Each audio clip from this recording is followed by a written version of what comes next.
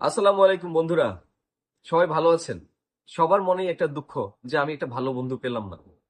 আসলে আপনি ভালো বন্ধু পেলেন না ঠিকই, কিন্তু আপনাকে কিন্তু অনেকেই ভালো বন্ধু মনে করে। হয়তো অনেক মানুষের বেস্ট ফ্রেন্ড যদি জিজ্ঞেস করা হয় কে, তাহলে বলবে যে আপনি সেই লোক যাকে তারা বেস্ট ফ্রেন্ড ভাবে।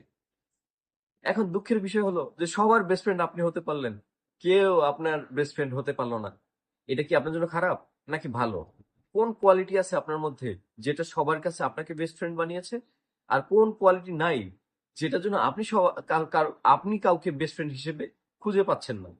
আসলে যদি কোয়ালিটির দিকে নজর দেই তাহলে আমি বলবো যে আপনার ভিতরে অবশ্যই আত্মনির্ভরশীলতা আছে, সেলফ কনফিডেন্স যার মধ্যে আছে, যার মধ্যে মানুষ দেখতে পায় যে এই ছেলেটা বা এই মেয়েটা আত্মবিশ্বাসী, সেই লোকের কাছে কিন্তু বন্ধু হওয়ার জন্য সবাই হুমড়ি খেয়ে পড়ে। আত্মবিশ্বাসী লোক ফাইন্যান্সিয়ালিও স্টেবল থাকে, আত্মবিশ্বাসী লোক অনেক ধরনের ব্যাপারে প্রস্তুতি তার থাকে, সেজন্য সে কিন্তু অনেকের বন্ধু হয়।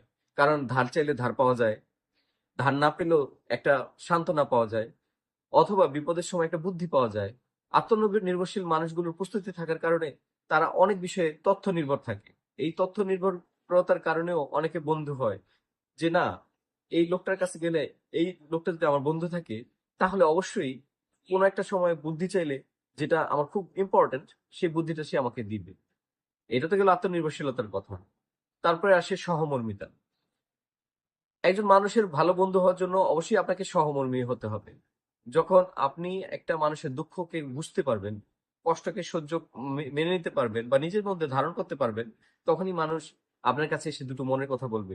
মনের কথা যখন বলবে আর আপনি যখন লিসন করবেন সুন্দর করে, তখন কিন্তু সে আলটিমেটলি আপনার বন্ধু হতে বাধ্য হবে। এভাবেই একজন মানুষ একজন মানুষের বন্ধু হয়ে যায়।